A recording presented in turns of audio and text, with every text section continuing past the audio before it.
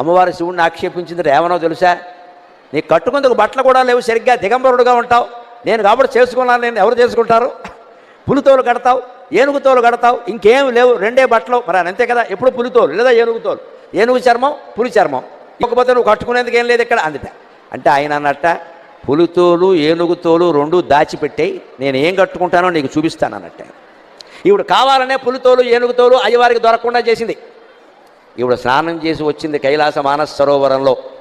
ఆ తువ్వాలు ఉంటుంది కదండి, అమ్మవారు తుడుచుకున్న తువ్వాలు, అది ఆరేసింది అక్కడ. ఆయన వెంటనే దాన్ని ధరించాట వస్త్రంగా. అమ్మవారు స్నానం చేసి తుడుచుకున్న తువ్వాలని శివుడు ధరించాడు. అదేమిటి అంటే, ఇది అచ్చం పులితోలు ఏనుగుతోలు రెండు కలిపినట్టుగా ఉంది అన్నట్టు. ఎందుకని? అమ్మవారు ఒంటి నిండా పసుపు రాసుకుంది కాబట్టి ఆ తువ్వాలకి పసుపు చారలంటే, అమ్మవారు కస్తూరి తిలకం దిద్దుకుంది కాబట్టి కాటుక పెట్టుకుంది కాబట్టి నల్లటి చారలు కూడా అంటే, నల్ల చారలు పసుపు చారలు ఉంటే పులితోలే కదా అన్నట్టు.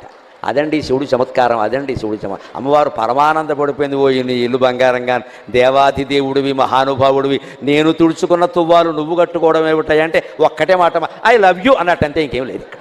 అదే లెక్క.